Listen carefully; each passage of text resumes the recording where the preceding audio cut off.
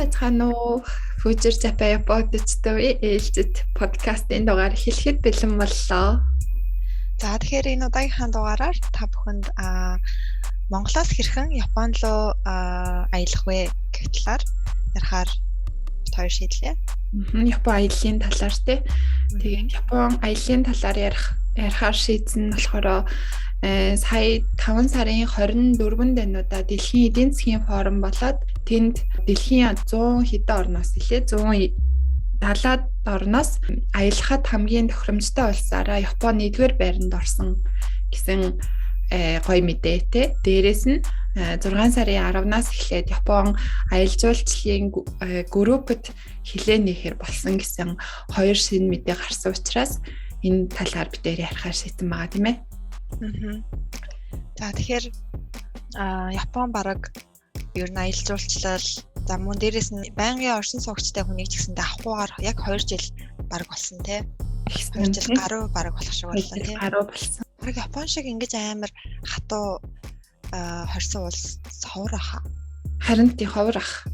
Тэгээд баг багаар нээж эхлэе. Тэгээд сүүлд 5 сард бас 5 сарын 17-нд энүүдэ Монголын аялал жуулчлалын салбарын байгаль орчин аялал жуулчлалын яамны сайдаас эхлээд аялал жуулчлалын холбооны дарга нараа ирээд одоо Монгол аялал жуулчлалыг Японд сурталчлах тийм семинар хийсэн. Тэгээ би ажлынхаа журмаар очиж оролцсон. Тэгэхэд бас нөгөө Япон талын аялал жуулчлалын салбарын хүмүүсээс төлөөдний хүмүүс нэрж бас презентац тавьсны дотор нь яг тэгжсэн тэр Японы аялал жуулчлалын нэг газрынхны хүн байсан. Бид нэр одоо Японы засгийн газартаа их гомдол хэлж байгаа.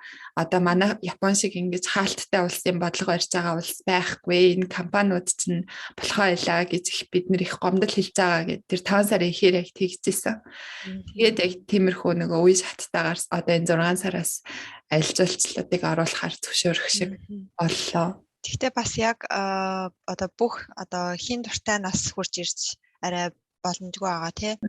Нөгөө өмнө нь болохоор аяллаа визээр Японд амьдардаг хамаатан садан дээрээ гэр бүлийнх нь ирдэг ч юм уу тий. Тэр бүгд одоо аялал жуулчлалаар ирэх хүмүүс алан хамаатан саднуудаа зочлох гэсэн хүмүүс бүгдээрээ аялал жуулчлалын виз гэсэн бүлэгт хуваагдаад ирдэг гэсэн бол энэ удаа яг одоо тодорхой яг зөвхөн аялахаар ирэх хүмүүст л зөвхөн зориулж хэлээ нээж байгаа юм бэлээ. Тэр нь яаж тэрийг нь ялах вэ гэхээр аялал жуулчлалын компанид бүртгүүлээд тийм групп гайдтай групп аяллаар ирж байгаа хүмүүст л хэлээнээс оруулах боломжтой болж байгаа мөлий. Тэгэхээр бид хоёр энэ удаа ч гэсэн одоо аяллаа визээр ирээд энд нэг жоохон ажил хийгээд болдгоо ч гэсэндээ ажил хийгээд аль эсвэл хүүхд дээрээ ч юм уу те ирээд явъя гэсэн хүмүүст биш яг одоо түр те аялахаар зорж байгаа хүмүүст хэрэгтэй гэсэн мэдээллүүдийг өгөхийг хичээе гэж одоод те энэ удаа бичиж байна. За тэгээ бид хоёроос энэ удаагийн дугаараас эхлээд нэг шинэ мэдээтэй байгаа тий. За тэгээ тэр мэдээгээ ярианыхаа төгсгөлд хэлэх учраас яриагаа дуустал сонсоорой гэж хүсье. За тэгээд сая ярианы эхэнд хэлсэн аялахад тохиромжтой улсын 1-р дэлхийд 1-р байрт орсон гэдэг нь болохоор соёл, ёс заншил, нийтийн тээвэр, аюулгүй байдал гэсэн төрөл зүйлүүд нь одоо бусад орнуудаас хамгийн одоо илүү байсан учраас 1-р энд орсон юм лээ. Тэгээ яг бодохоор яг тийм те аюулгүй ялангуяа жуулчдад бүр маш аюулгүй тэгэл хоол унд гоё тэгээ юу гэмдээ нөгөө тийм одоо ч ингээл хаан жидийн Турк ч юм уу те одоо юу ч өөр монголчуудын амир очдог Вьетнам, Таиланд ч юм уу те тэд нар ч бас ингээд амир хэцүү жоохон барьцгүй гэх юм уу ингээл бас юмаа одоо юу гэдэг ядчил ингээл нэг зүгээр тийм шопинг хийж хахад ингээл одоо энэ тийм шал өөр үн хэлдэг ч юм уу те Японд бол ерөөсөө тийм байх хямдруулах барьчих гэл заавал нэг хямдруулахгүй л бол ерөөсөө болдгоо аюу хэцүү те тийм болохоор тийм ерөөсөө байхгүй бүхэн нь яг нэг стандартад байдаг учраас айгуу тийм аялахад ямар ч амар яг л байхгүй. Тийм яг аялалтаа яг төвлөрч чадна гэх юм уу тийм. Одоо намайг юм мэдхгүй гээд мөнгө нэмчих вэ ч юм уу тийм. Таксийн зооход мөнгө нэмчих вэ. Нэг газар ороход тооцоон дээрээ мөнгө нэмээд авчих вэ гэсэн ерөөсөө санаа зовох зүйл бүрөөсөө огт хэрэггүй. Бүр тийм нөгөө нэг жоохон болохгүй газар л орохгүй болол болохгүй хүмүүсийн явалдаг болохгүй газар л орохгүй болол яг тийм Японы тийм газар болол ямар ч асуудалгүй. За тэгэл нийтийн тээвэр бол битээр өмнө нь бас ярьжсэн хаашаал явмаар байгаа бүх газар л одоо хурж болно. Тийм юунуудтай болохоор бодоод хахад нэрэл аялахад яг диважн шиг улс шүү гэж яг бодогдчихлаа. За тэгээд Монголоос одоо нааша Японд руу ирж үзээгүй ч юм уу те одоо коронавигоос болоод удаан аялаагүй хүмүүсийн сүүлийн үед манайхан ч одоо нөгөө Вьетнам, Турк гэсэн хил нэгдсэн улсууд руу нэлээд аваад байгаа. Тэгээд Таиланд ч юм уу те тэрэн дээрээс Япон нэмэгдэж байгаа болохоор өмнө нь ирж үзээгүй ч юм уу үзсэн ч юм уу хүмүүс нэлээд ирэх байх гэж бодож байна л та. Тэгэхээр одоо юу үзвэл зүгээр үү те юу хамгийн одоо яах вэ? Чиний хувьд яг гадаад руу явах та одоо хоёулаа Японд амьдардаг болохоор гадаад гэж санагдахгүй шүү дээ. Тийм учраас одоо хоёулаа жишээлбэл өөр нэг орн руу аялье гэж бодвол юу хамгийн их заавал үзье гэж боддог вэ чиний хувьд? Хамгийн түрүүнд нь тэр улсын яг улсаас шалтгаалаад амар ондоо юм байна. Одоо жишээлбэл юу ч гэдэг хэрвээ одоо юу ч гэдэг Вьетнам энэ төр хам бол арай нэг жоохон тийм байгаль тэгээ дээрэс нь түүхийн талаар нь үзмээр байдаг ч юм уу. Ер нь бол яг тэр дээр үеийн тэр дурсгалт газар яг тэр түүх соёл тэр тэрийг нь л ер нь голцоо яа тийм үү. Тийм тэгээд тэр улсын нэг юм төлөөлөл болсон хамгийн алдартай юмнуудын насчсан юм чинь үзье гэж боддог тий. Тийм тэгэхээр Японд ахын бол за миний зүгээс гэх юм бол яг заавал ер нь очиж үзвэл гоё газар бол Кёто. Тийм яг Японы яг эртний одоо дээр үеийнхэн тий нийслэл байсан. Тэгээд яг л тэр нөө дээр үеийн ерөнхийдөө Япон тэр чигээрээ ингээд үлдсэн байгаа. Тэгээд Кётогийн яг тэр төв хэсэгтээ энэ тэр одоо жишээлбэл 15-аас дээш барьж болохгүй ч гэдэг юм уу тий. Тэгээд дээрэс нь одоо нэг Starbucks ч гэдэг юм уу ингээл нөө Family Mart ч гэдэг юм уу тий. Тэр одоо ресторан дэлгүүр энтрийн өнгөнд бүгд тийм бор байх хэвээр эмблем юугаа өнгө төрхөө хадгалсан байх хэвээр тий. Тэгээ тийм учраас Кёто очиж үзэх юм бол айгүй гоё яг дээр үеийн тэр Японыг тэгээ дээрээс нь монголчууд айгүй тийм одоо буддын шашинтай болохоор тийм сүм хийдэд айгүй дуртай шүү дээ тий. Тэр Кётод бол ерөөсөө бараг л 5 алхаал бараг нэг сүм хийд байгаа. Тэгэхээр тэр одоо нэг алтан сүм, мөнгөн сүм гэл байгаа тий. Тэднэрийг нь очиж үзээд гоё залбирч мөргөөд айгүй гоё тийм юугийн тайвширлыг олж авч чадна. Тэгээд миний зүгээс Кёто л аялал жуулчлал Европод айгүй хөгжсөн тий. Би нэг 2 удаа л очижсэн. Яг нөгөө хоёуланд нь шинэ жилийн үеэр амралтын үеэр очижсэн болохоор бүр баг энгийн үеэс илүү их жуулчд ирдэг үеэсэн баг. Тэгээд айгүй их европчууд байсан. Тэгээ хүмүүс нь ч гэсэн жуулчдтай ер нь жоохон тасчихсан тий. Тасцсан гэхээрээ нөгөө айгүй гоё үйлчлээд тий хэл мэлийн тэнд Японд мэдхгүйсэн зүйлчлээд сурцсан байдаг юм шиг санагдсан. Тэгээд дээрээс нь Кётод гоё кимоно өмсөж үзэх ч юм уу тиймэрхүү янз бүрийн жуулчдад зориулсан үйл ажиллагаа хийдэг газрууд. Бас нөгөө хүн тэргэн дээр суугаад Кётог тойрох ч юм уу тиймэрхүү гоё юунууд байгаа. Кётод яаж явах вэ? Нарита одоо Монголоос бол Нарита руу Токиод руу нислэг байгаа. Тэгэнгүүтээ Токиогоос болохоор хурдны галт эргэн суугаад Кёто Кёто, Осака хоёр болохоор хоорондоо ойрхон. Тэгэндээ л эсвэл нөгөө шөнийн автобус гэд байдаг. Гэхдээ одоо нөгөө аялын компаниар л одоохондоо л ирэх боломжтой болохоор аялын хөтөлбөрт тийм шөнийн автобус эднэр оруулж өгөх нь яах нь вэ? Тэгээд арай хямд гэх юм бол шөнийн автобус нэг 4-5 мянган yen. Хурдны галт дээрээ болохоор 10 мянган yen гэдэг. Нэг 250 мянган төгрөг юм уу? Онгоц шиг барыг хурдтай евро нэг 2 цаг орчим л явцдаг. Тэгээ шөнийн автобус нь болохоор орой 10-11 үед хөдлөөд өглөө 6 цагт буудаг гэсэн. Тэгээд үнэн нь яг нэг тал үнээрээ 4-5 мянган yen ч юм уу тийм байдаг. Юу штэ бас Монголоос хэрвээ ирэх хүмүүс нэг тэр 7 хоногийн Шинкансен пас аваад ирвэл зүгээр ах тий. Тэр нь айгүй хямдхан. Тэгээд нэрээ тийм билет авч авах. Энэ дээрээд бол тийм болохгүй. Монголоос бол заавал гадаадаас авах хэрэгтэй мөлий. Тэгэхээр хэрвээ яг хэл нээгдээд тий одоогийн байдлаар групп жуулчд авч байгаа ч гэсэндээ цаашид одоо хуваараа жуулчилж байгаа хүмүүсийг авах юм бол хэрвээ тийм Шинкансен пас аваад ирэх юм бол амар хэмнэлттэй байгаа шүү. Маш хэмтхан. Яг Монголоос нэг сонсоход юу вэ? Унаанд ийм амар мөнгө төлөх юм уу гэж бодож байгаа ч гэсэн энд хурж ирээд болвол амар тэр чин бараг л одоо юу гэх юм нэг газар л бол яваад ирэх мөнгө байгаа шүү. Тий зөндөө олон хүснээрээ явж болохоор байдаг. Тэгээ миний хувьд болохоор Киото дээр яг санал нэг айгуу гоё газар.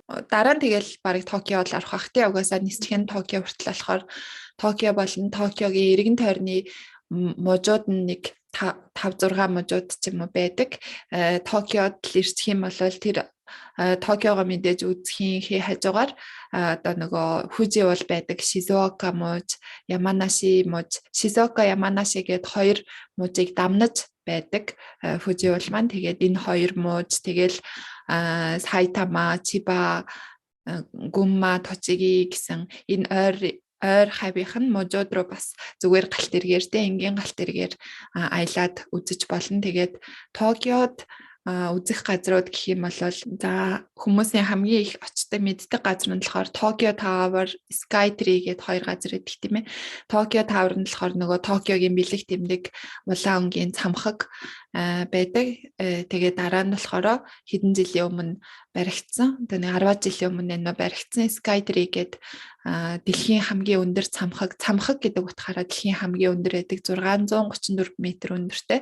Тэгээ тэрний дэшээ орой өнөх хүртэл гараад Токиог ингээд шөнийн Токио, өдрийн Токиог харах тийм аль жуулчлалын бүсэл юм да. Тийм газар байдаг. Тэгээ дээрэс нь Асакуса гэд бас яг Токиогийн яг төвд нь бас тийм сүм буддын шашны гэх юм уу Японы тийм шашных нь сүм байдаг. Тэр болохоор яг Токиогийн аялал жуулчлалын хамгийн төв бүс яг ер нь нэг орчин нь Киото орох уу гэх юм уу тийм кимоно өмсөх ч юм уу хүн тэргэнд суух боломжтой эргэн тойронд нь яг одоо нөгөө аял Японы үндэсний хоолнууд саба ч юм уу тийм яг үндэсний хоолнууд их байдаг.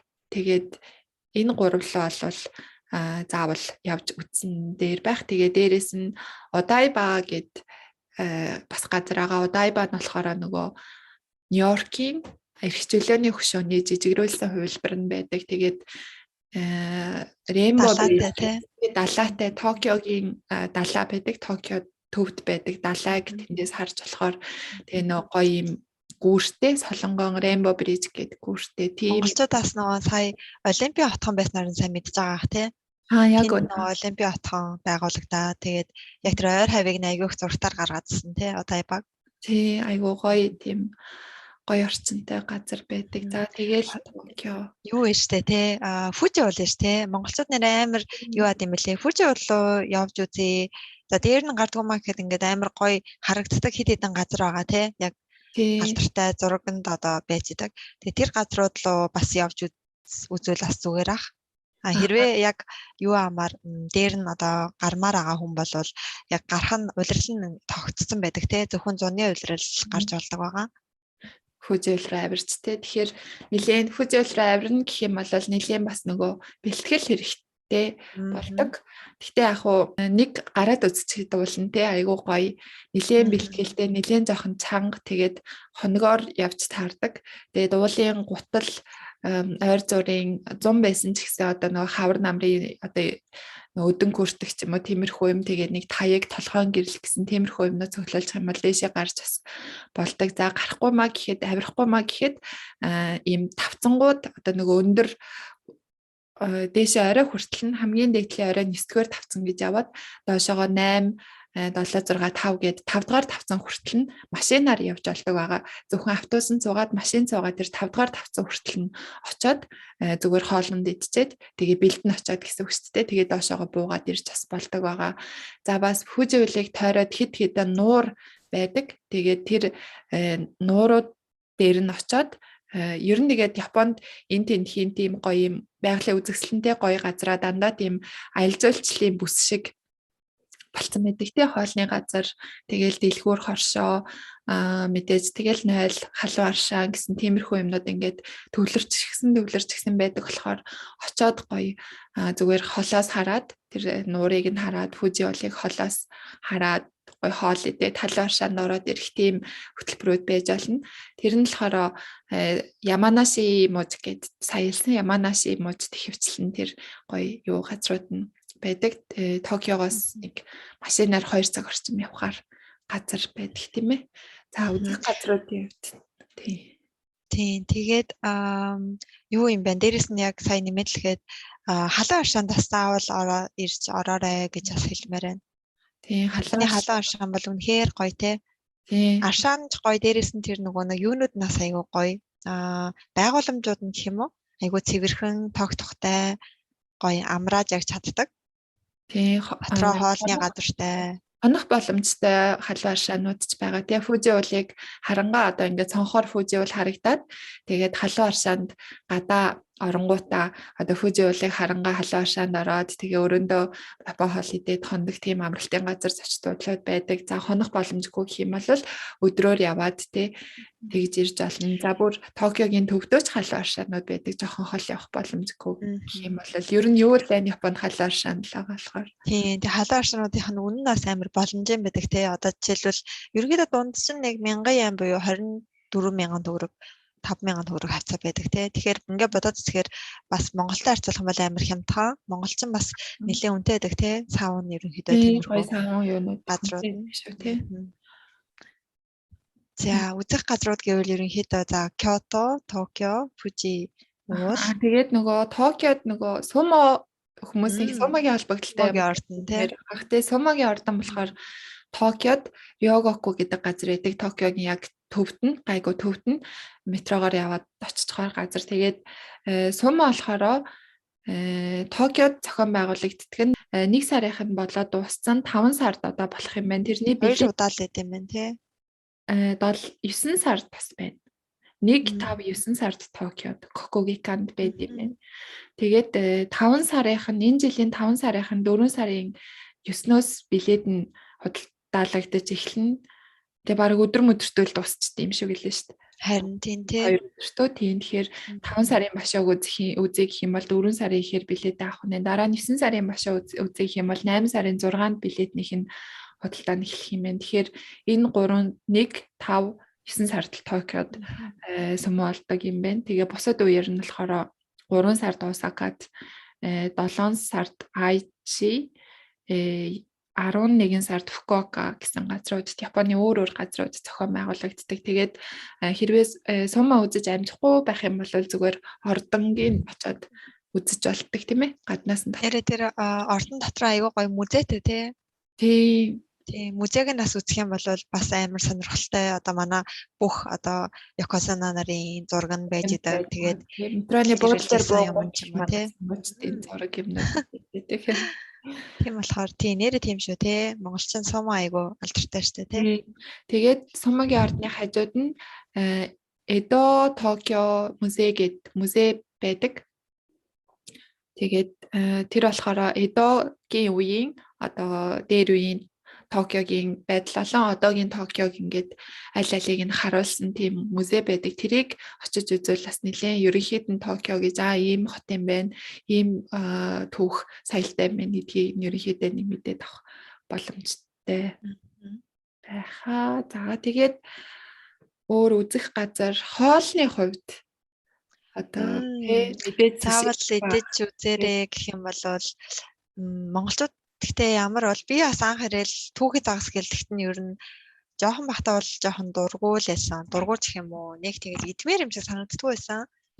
Тэгээд гэхдээ ер нь бол идээд сурчих юм бол суши, сашими бол үнэхээр гоё хоол. Тийм тий суши гэхээр нөгөө будаан дээр түүхий загас тавиа сашими нь болохоор дангаараа будаагүй загас цуунд дүрээд иддэг аль аль нь түүхий загас тийм ээ. Тэгээд ерөнхийдөө Япон хоолны газар сушины газар биш зүгээр Япон хоолны газар орох юм бол суши, сашиминч байж гин өөр хоолнууд ч байж байгаа тий. Темпура бас нэлээд алдартай нөгөө бүрд шарсан ногоо загаснууд бас цуунд дүрээд иддэг. Тэгээ дээрээс нь соба, удон гэдэг тий Японы яг үндэсний хоолнууд гэх юм бол соба гэхээр нөгөө манайхаар бол гурвалжин будааг одоо нөгөө гойм болгочихсан тийм юг цуунд дүрээд бас иддэг. Удон гэхээр зүгээр одоо манайхаар бол нөгөө гурил гурилтай хоол, гурилтай шүл гэдэг шиг. Тэгэл янз бүрийн одоо набе буюу халуун тоогоо байна. Набе нь болохоор дотор нь бүх юмнуудаа ингээ хольж хийгээд буцалгаад юм байна тий. Тийм хооллууд байна. Тэгээ ерөнхийдөө сая нөгөө Яманаши гэж ярьжсэн. Яманашигийн Фужи уул гэдэг Яманаши мужийн алдартай хоол нь болохоор тэр набе байдаг. Одоо тэр нөгөө тогоон дотроо бүх юмнуудаа хольж хийгээд иддэг. Тэгэнгүүтээ одоо нөгөө ямар газар руу очих уу газрынхаа онцлог хоолууд нь энэ газар очих юм бол энэ хоол алдартай, энэ газар очих юм бол энийг заавал идэж үзнэ гэсэн юмнууд Японд бас байдаг болохоор тий. За тэгээ ерөнхийдөө бол нэг далаатай ойрхон газар очих юм бол заавал захсыг идэж үтсэн дээр тий. Суши сашими хэрвээ идэхгүй идэж чадахгүй байх юм бол ядаж харсан захснууд ч юм уу тий. Тийм тэгэхээр илүү шин тийм гоё байдаг. Яг зөв. Одоо жишээлбэл Кётод очих юм бол тэр монголоор одоо юу гэдэг нь штэ тий. Нөр боданы боо гэх юм уу? Rice cake гэдэг тий. Омочи гэдэг тийм тэрийг ч юм уу тий. Тэгэхээр яг оцсон газар болгонд чинь яг тэр газрынх нь одоо дээр үеэс идэж заншсан ч юм уу тий. Нэг бол тэр газарт ингээд ургадаг байдаг зүйлсээр нь айгуу тийм хоол байдаг учраас тэгээ дээрэс нас улирлын бас чанартай байдаг тий. Улирлаас хамаараад бас яг энэ улирал очих юм бол заавал ийм миний дээрээ гэсэн юм байгаа учраас яг тэднийг нас айгуу гоё идээд буцах юм бол тий гайдасаа таних хүмүүс мэддэг хүмүүсээс асуугаад дэшээ явах цаа юу идвэл зүгээр үү гэсэн. Газар өөр байдаг гэснээс одоо бэлэг сэлтэй шүү дээ. Манайхан юу авч явах гэдэг тий. Японоос гэх юм бол сүүлийн үед жоохон Япон торго энэ төр айгуу бас эрэлттэй ах шиг үлээ тий. Тийм үү. Тийм арай жоохон настайвтар хүмүүс энэ төрт одоо торго эндээс авч яваад тэгээ Монголдо очиод дээл хийлгэн ч гэдэм үү. Тиймэрхүү юм бас Япон торго одоо Монголд бас амар трендлоод байгаа юм шиг үлээ. Одоо нэг бол ингээд Япон торго авч чаад одоо залуучууд өөрсөндөө айгуу гоё тийм сүүлийн үеийн гоё тийм зачин тийм өөр бэлэглэл гэвэл за идэх юм ерөнхийдөө идэх юм болон бусад гэж л хоёр хуваагдаж байгаа ш тий. Идэх юм гэх юм бол тэр нөө rice cake тий. Мочи гээд тэр нь ингээд яг анх хэдхэд жоохон тийм амтгүй ч юм шиг жоохон тийм ялцанхай сонирч гэсэндээ одоо яг нөө гадаадуудад яг зориулагдаад дотор нь шоколадтай ч юм уу тий гоё крем ремтэй янз янзын хийдэг болсон. Тийм учраас мочи идэх юм бол авч явах юм бол бас сонирм байх бах гэж бодож байна. Тэгээ ногоон цай тий ногоон цай яг матча ногоон цай эднэр авал зүгээр ах. Тэгээд Японд яг үндэсний одоо тэр чихэр амттан гэх юм бол сэмбэ айгуух байдаг. Гэхдээ монголчууд сэмбэнд жоохон дургүй байдаг тий. Нөө боданы боо. Тэгээд тэр KitKat шоколад эднэр л их аваад идэх тий. Гэхдээ уул нь Японд одоо Монголд ч гэсэн бол яг гоё Японы гоё юмнууд байвал тэр омочил амар зүгээр санагдсан. Монголчууд бас гайгүй иддэм байлээ. Одоо нэг тэр дотор нь ингээд хамгийн гол нь зүгээр ингээд яг зардаг тэр мочи биш. Ингээд дотор нь гоё шоколадтайг нь авах юм бол бас арай. Тэгээд бас дээрээс нь манжу гэдэг тэр нь болохоор дотор нь ингээд улаан шош юу аацсан. Одоо юу гэх батлаад хийсэн. Тий. Тэр бас гоё. Тэгээд бас таяки энэ төр гэдэг те дотроо тийм үүтэй шашнуудтай. Янтрын одоо нөгөө нэг хоол амтлагч ч яах вэ ингээд бэлэн юмнууд авал бас гоё санагдлаа. Сая санаанд орсон ч одоо ингээл холиол одоо нөгөө байцаа мэддэг үндсэн орцыг нь Монголд угаасаа байж байгаа шүү дээ. Тэгэнгүүт нь хийгээд болцдог гоё тийм хоол хийдэг тийм орцнуудыг юу ярьдаг те. Тиймэрхүү юм. Гэтэ хараад хэл мэдэхгүй бол бас жоох хэцүү л дээ тий. Хэцүү тий. За тэгээд яг хүнс биш юм гэх юм бол би өмнө нь нөгөө аялаар наашаага ирдэг байх та 100 yen-ээс айгүйх юм авч явдаг гэсэн. Одоо тэгтээ 100 yen Монголд орсон юм чинь тий. Одоо нөгөө Uniqlo эднэр бас гайгүй хямдхан шүү дээ. Хүмүүст гоё Uniqlo юм авал бас зүгээр санагдчихээн. Яг зөв. Өвөл очих юм бол одоо нөгөө нэг heat tech гэдэг тийм технологиор хийсэн одоо дулаанаа алддаггүй, биеийн дулааныг гаргажлуулдаггүй тийм дотор хувцснууд гэдэг тий. Тэднэр нь бас айгүй зүгээр юм бэлээ Монголд. Тийм амар одоо нөгөө монголчин амар ингээл зарж байгаа юмнууд амар тийм зузаан юм байдаг шүү дээ тий. Тэнгүүд ингээд дээгүүр нь джинс өмд ч юм уу энэ төр өмсгөр ингээд амар хилцэлтэй байдаг. Тийм болохоор яг тиймэрхүү яг сайн тэр яг Японы Технологиор технологиг нэмгэн хийсэн. мөртлөө болоо халуун 100 болвол жишээлбэл нэг air гэдэг нь шүү дээ. Нөгөө амьсгалдаг, агаар гадагшлуулдаг. тий агаар нэвтрүүлдэг. Хөлс хурдан хатаадаг энэ төр гэ тий. Тиймэрхүү юм Uniqlo-гоос бас дотор хувцас ч юм уу тий.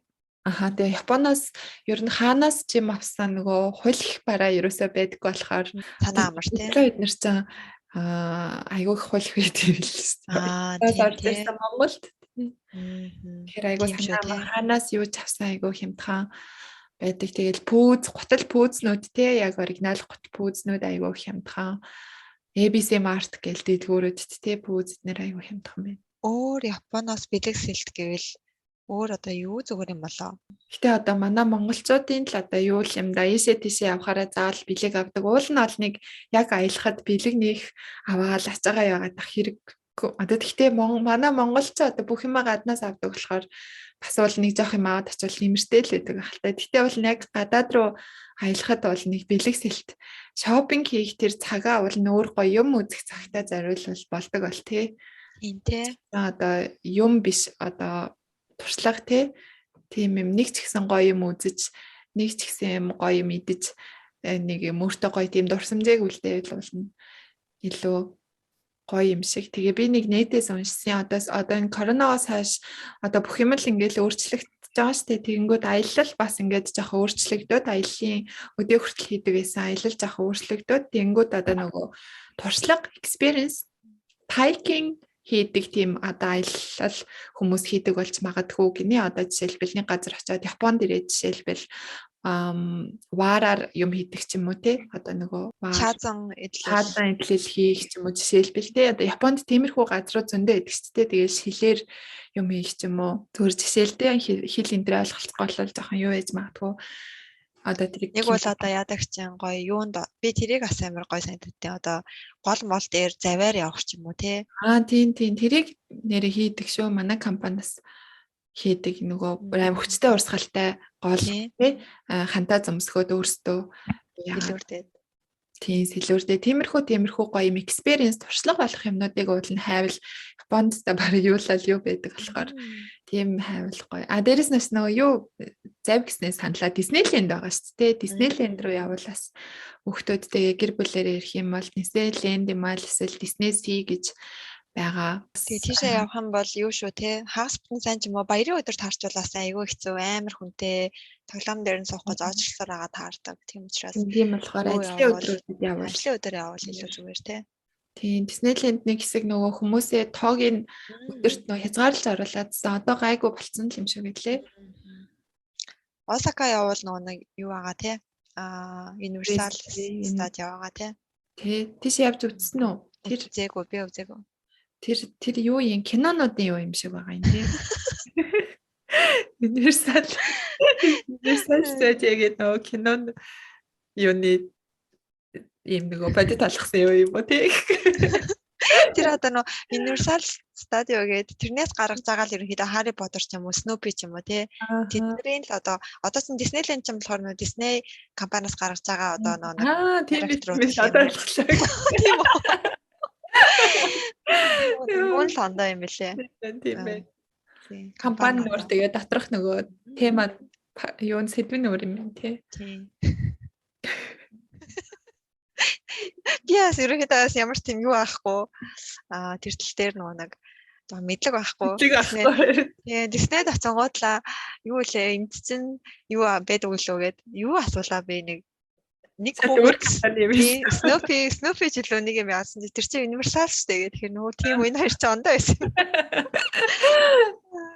Тэгээд Монголоос бас энийг бас яривал зүгээр юм боллоо гэж бодсон. Монголоос жишээлбэл Япон руу яг одоо нөгөө нэг групп жуулч болохоор мэдээж бүх юмгийн тэр компаниас нь одоо Монголд хариуцж байгаа аялал жуулчлалын компаниас бүх бичиг баримт, виз те одоо онгоцны билет бүх юмыг нь хийгээд өгөх бах. Тэгэнгүүт за миний бодлоор одоо энэ групп жуулчд аваад хэрвээ гайгүй одоо байх юм бол одоо 7 сар ч юм уу 8 сар гэхэд бол баг хуваараа аялж байгаа аялагч нарыг оруулж ирэх байх гэж бодоод байгаа. Тэгэхээр за хэрвээ хуваараа аяллахаар үед одоо яаж виз авах уу?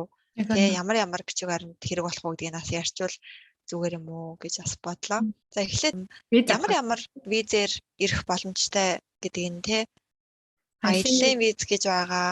Мөн дээрээс нь ах トゥ хамаатан садны даа зочлох гэж бас байгаа. Тэгээд бүгдээрээ аялын виз дотроо ордог. Гэтэ яг юу н ондоо юм бэлээ. Зорилго нь?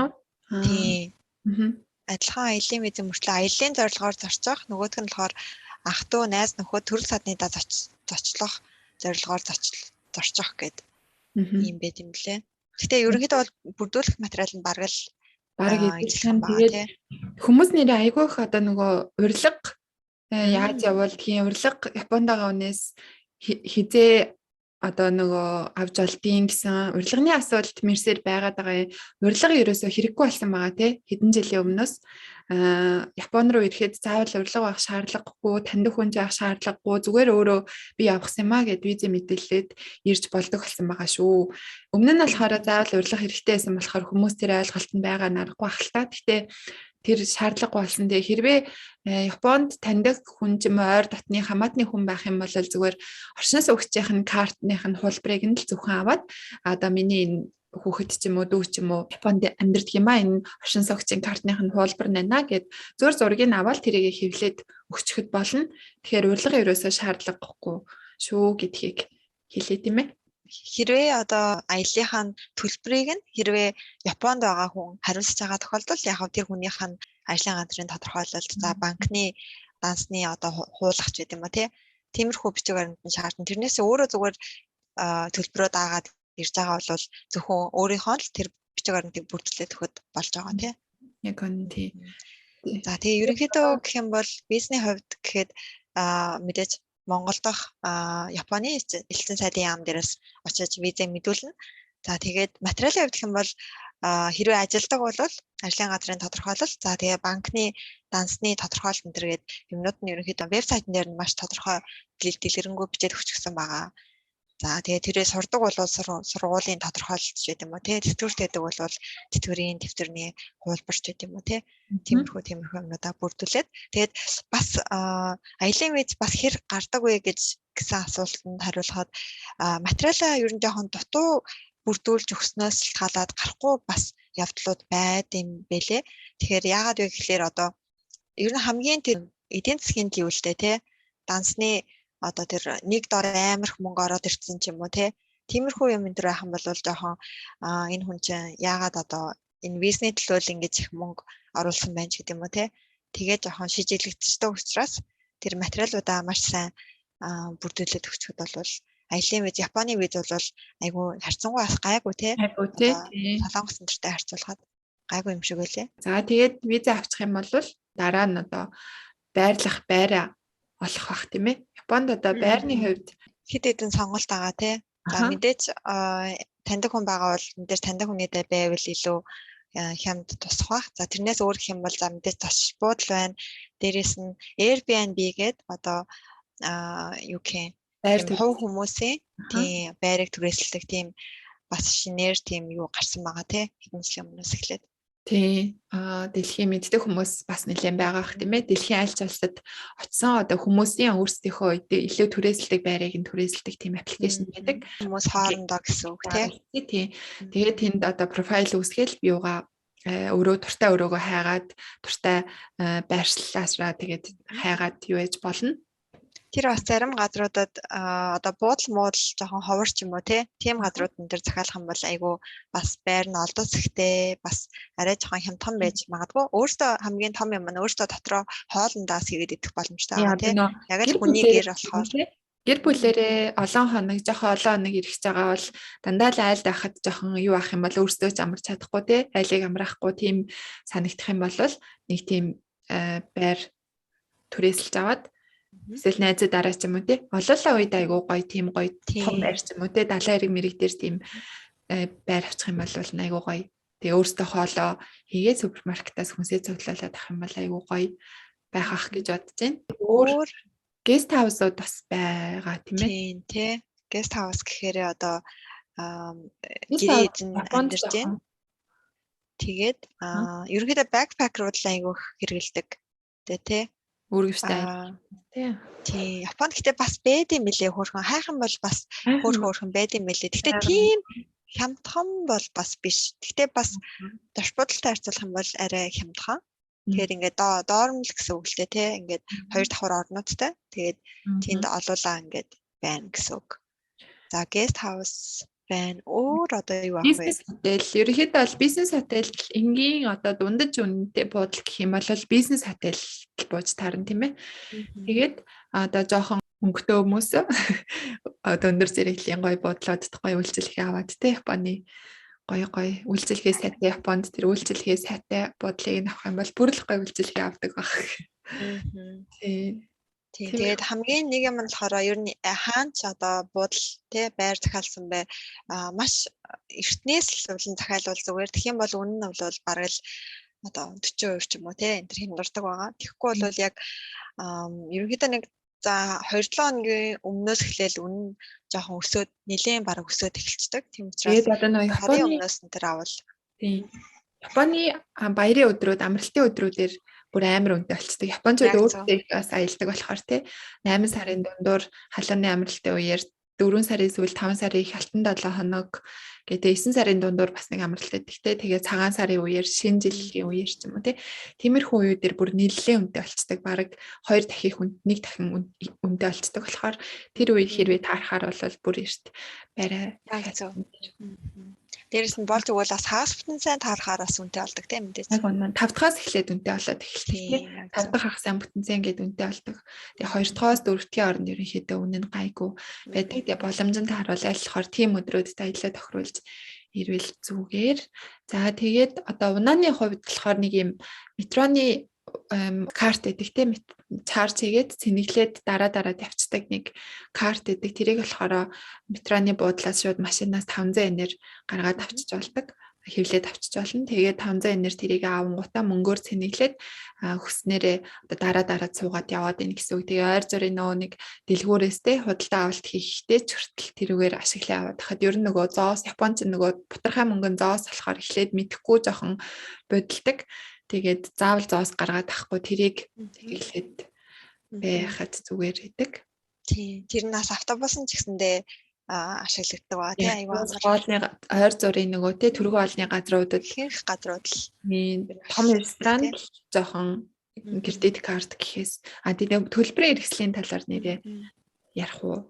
Ер нь яасан дээрээ Монголд yen солиулаад ирсэн дээрөө бэлэн мөнгө авчирсан дээрөө аль эсвэл зүгээр олон улсын картандаа игээд ирсэн дээрөө тодорхой хэмжээний нэг одоо тэр метроны карт авахд ч юм уу тий ойр зүрийн хэрэглээний мөнгөө за нэг ойролцоогоор хэд зэмдээ нэг 20-30 мянган yen ч юм уу тий багтаа 30-40 мянган yen багтаа солиулж ирэнгүүтээ мэдээж хэд тонохоосоо болно л та тий солиулаад тэгээд карт ерөнхийдөө ол уншина. Гэхдээ нөгөө тэр картнаасаа бэлэн мөнгө авъя гэх юм бол шимтгэл нь нэлээд өндөр юм билэ. Тэгэхээр бэлнээр хэрэглэе гэсэн мөнгнүүдээ нэлээд бэлнээр ер нь Монгол солиулаад аваад ирсэн дээр бах.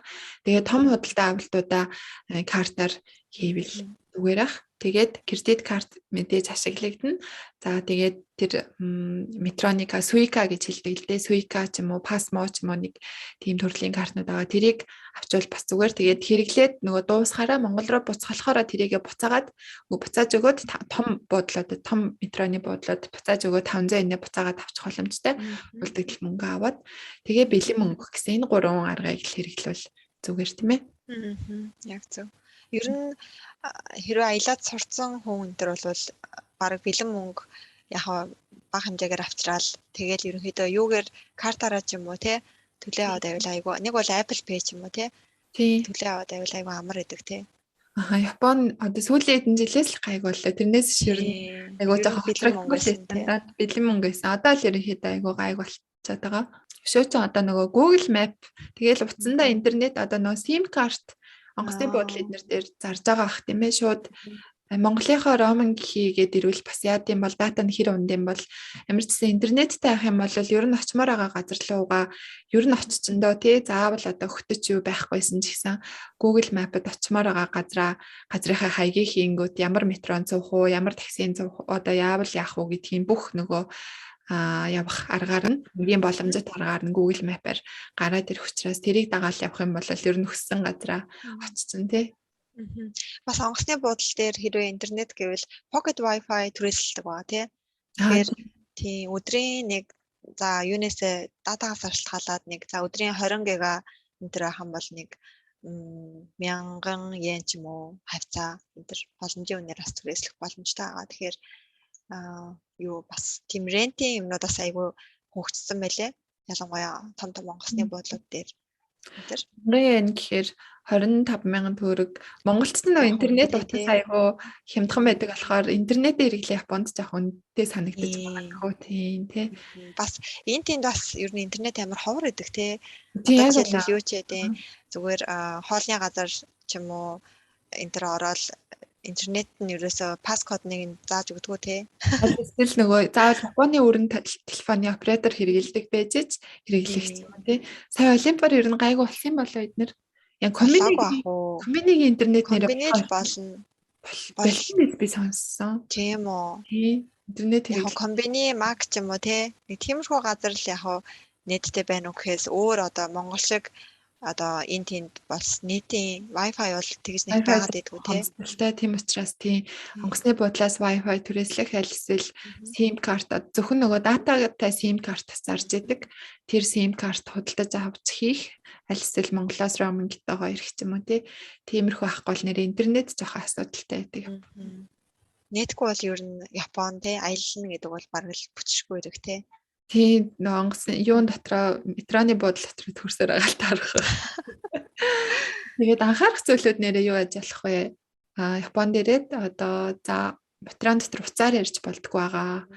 За тэгээд нөгөө баруун зүүнээ хүмүүс айгүйх баримталж авдаг. Тэгээд оочр моочра айгүйх сайн дагдаг тийм ээ. Тэгээд зарим хоолны метроноос гадна зарим хоолны газар ч хоол нөгөө уцаар ярихад жоохон юу байдаг тийм байдаг тийм. Ерөнхийдөө нэг жоохон тийм чимээг байх тартай хүмүүс гэдэг шиг. Тийм тэгээд хөл дэвтэйхэн гутал өмсөж ирэх хэрэгтэй маш их алхдаг тийм. Японд ер нь маш их алхдаг учраас ерөөсөө тийм гангалах одоо аялаас ирсэн хүмүүс мэтгэл ахалтай ерөөсөө гангалах шаардлагагүй хөл дэвтэйхэн пүүз. Тэгээд 100 болвол одоо маш их хална Японд шингийн юм сайн авах хэрэгтэй. Усны савтаа бол усны саваа авчраад энэ тэндээс үнгөө энэ тэнд нөгөө нэг ус айгүйх байдаг. Нөгөө цэцэрлэг түрээлэн мөрөлөнд ингээд уух боломжтой карантин дээр байж идэх учраас тийм усны савтаа усны сав авчраад нар тийм хөлс юу яахгүй шингээхгүй нэмгэн тийм сэрүүхэн хувцснуудтай дулаан гинэ хөл дэвтэх худалтай тэгж ирүүлэх зүгээр. Тэгээд торнууд айгүй хүнтэй болдог болсон учраас тийм мегабайттай байвал хэрэг тэрийг аваад ирчүүл бас зүгээр. Такси ер нь жоохон Японд үнэтэй те нэлээд үнэтэй 1 км нь 450 yen гэд тэгээ 2-оос эхлээд 750 yen жилөө болоод эхэлдэг. 1 км-нд л бараг 20,000 төгрөг өгдөг. Тэгэхээр такси бол маш үнэтэй байдаг. Тэгэхээр нөө метроны цагаар л бүх юма төлөвлөж хэрвээ машинг авах юм бол жолооны үнэмлэх хэрвээ машин түрээслэх гэх юм бол олон улсын жолооны үнэмлэхтэй аялал болох уу? Болохгүй юу? Болохгүй мөлий. Тийм үү? Монголынх болдгоо гэсэн. Монголд авсан олон улсын жолооны үнэмлэх бол жолоодох хэрэггүй юм лээ. Энэ дэрэнгүүтээ жолооны үнэмлэх олон улсын үнэмлэх авч болоодох шиг гэсэн нэрээ. Тийм баг. Тэгэхээр рентад нөгөө түрээсийн машин бол нь айгүй их байдаг. Бүр хүссэн машина тий гоё түрээслээд унж болон даанч жолооны үнэмлэхийн тал дээр жоох асуудалтай байна. Тэгэхээр таньдаг тий энд амьдардаг хүн байх юм бол машин түрээслээд ийш явж болно. За аялахад өртөг гэх юм бол за эхлээд зоч буудлаас эхлэе ярил л да. Зоч буудал за Токиод нэг өдөр гэх юм бол бизнес буудал нэг хүний за 5,000 yen хамгийн доотлол тийм хамгийн доотлол 5,000 yen-ээс эхэлж байгаа тий 5,000 yen-ээс нэг 10,000 yen дотор ч юм уу. Нэг өдрийн тий өглөөний хоолтой авах уу хоолгүй авах уу гэдэг. Тэгээ байрлалаасаа хамгийн гол амар шалтгаална л да тий. Токиод яг төвдөө бол мэдээж амар үнэтэй. Жохоо нэг метрогоор 20 минут 30 минут яваад хүрэх газар бол мэдээж арай харцангуй багасаа явчихна. Тийм бас метроны буудлаасаа жоохон зайтай алхах газар ах юм бол арай юу ан тий. За хоолны хувьд гэх юм бол ер нь нэлээд дайггүй хямдхан шүү те. Хоол айгуу дэжгүй тийм хямдхан. Ер нь бол нэг 1000 yen дотор бол дайггүй хоол идчихнэ. 25,000 төгрөгийн дотор дайггүй нэлээд дайггүй хоол идчихнэ. За хэрвээ арай нэг жоохон хямдхан доо те ланч энэ төр одоо Yoshinoya ч юм уу те тиймэрхүү хоолны газрууд идэх юм бол нэг 500 йенд ерөнхийдөө гайгүй бол идчихэж шүү те. 500 yen хавцаа. Супермаркет дэлгүүрээс тийм бэлэн хоолнууд авах зардаг болохоор тий. За унаа гэх юм бол унаадсан яг ялгаагүй юунаас ажиллахаалаад зайнаас ажиллахаалаад хэр хоол явах юм бол мэдээж үнэ арай өснө. За Токио дотроо метро гэх юм бол за нэг ойролцоогоор 500 yen хавцаа энэ юм уу? Нэг тийшээгээ явхад ойролцоогоор нэг тийшээ л явхад тий. Өдөржингөө за Токио дотроо өдөржингөө ийш тийшээ явъя гэх юм бол нэг 1000 yen тий. Эсвэл нөгөө нэг өдрийн пасс байд юм билээ шүү дээ. Өдрийн пасс авчихна тий. Метроны хүснээрээ суух пасс авч олно. За тэгээд бараг авцсан илүү аялагч нарт бол илүү дээр ээж магадгүй. Тэгэл ер нь үнэхээр юу ихээсээ шалтгаалаад мөнгө нь үнэхээр өөр юм л та. Буудлыг за өдрийн за дунджаар нэг хүний 10,000 yen гэд бодоход 250,000 гэд бодохоор бусад зардлууд нь өдрийн за 3 хоол тэгээд ойр зүрэ юм үзэх гэх юм бол бас нэг за үнэхээр дунджаар бүдүүн баргаар хэлэх юм бол бас нэг 10,000 yen ч юм уу тий. Жохон хангалуундуу дунджаар ч юм уу тий. Үзэх юм бол музей энтер жишээлбэл билет нь нэг 2,000 yen орчим байдаг тийм ээ.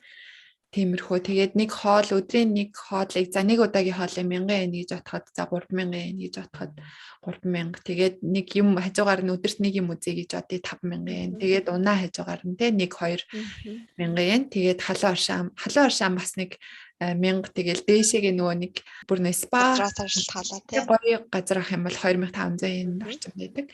Тийм болохоор ерөнхийдөө нэг өдөрт гадуур хоол идэх юм үзээ авах юм бол нэг өдөрт нэг 10,000 yen. Яг ер нь боломжийн аялал чинь тий. Тэгэхээр за өдрийн нэг 20,000 yen буюу 500,000 төгрөгөнд бол Японд бол аялах нэ гэж ойлгож байна тий. Тэгээ мэдээж хэмнэх юм бол тэрнээс хамаагүй хэмнэж болно. Тэрнээс илүүч байж болно тийм ээ. Онгоцны билетээс одоо мят нисээ дээрээс нарийн Монголиа гэж шинээр аваа гарсан бас нэг амар хямд биш л байгаа юм шиг байлээ. Одоо яг зуны улирал нөгөө сизон эхэлж байгаа учраас айгүй үнэтэй. Сая бол 3 сар гэхэд айгүй хямдарсан байсан шүү дээ. 899,000 төгрөг лөө дээ. Энэ төр болсон байсан талдаа.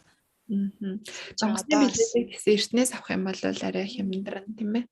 За ерөнхийдөө нэг иймэрхүү энэ саяны битэрийн одоо энэ ярианы сүүл хэсэгт ярьсан болохоор хуваараа одоо ирэхэд те ямар ах вэ одоогоор хуваараа ирж болохгүй байгаа. Тэгээд тэрний өмнө хэсэгт нь ярьсан болохоор аялын компаниар бүх юм нь одоо те хөтөлбөрөө Монголоос бүх юмаа шийдээд ирэх байх.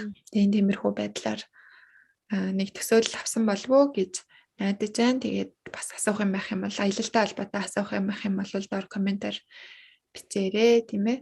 За нөгөө нэг мэдээ гэж хэлсэн байна юу агаа лээ.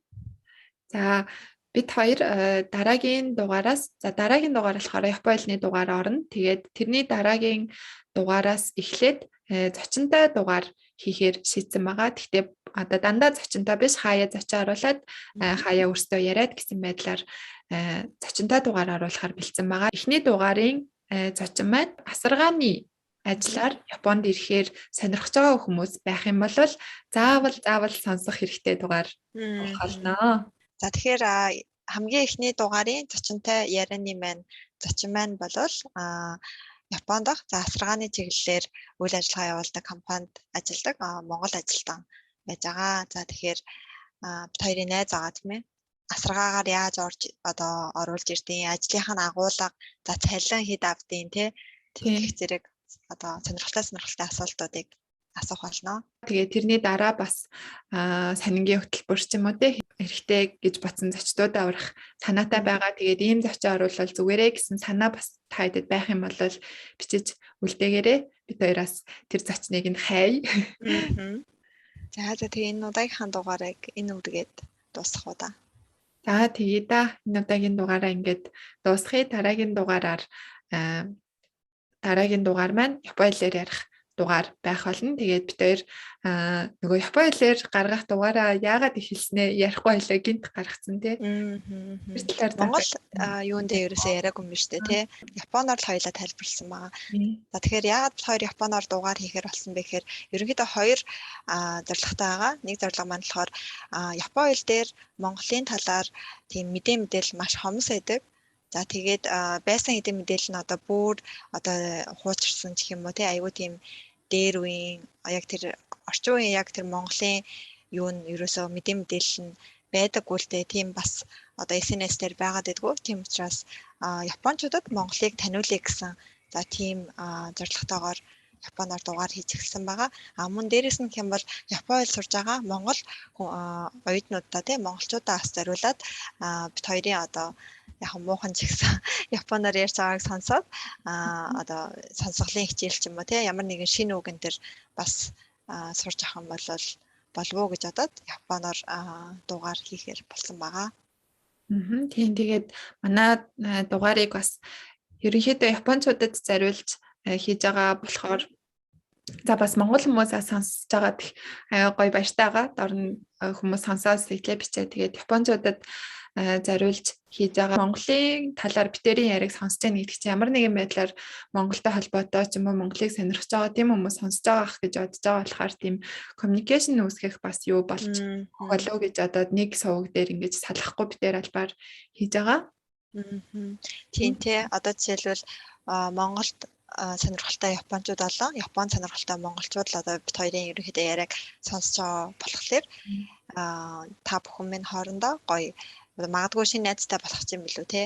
Тийм зорилгоор ингэж хийж байгаамаа. Тэгээд цаашаага олон хүмүүст бүр олон японочдод хүрээсэй гэж бас дотроо хүсээд. За тэгээд энэ удаагийн дугаараа ингээд өндөрлөе. Туссан сонсон та бүхэндээ маш их баярлалаа. Дараагийн дугаараар уулзцаая.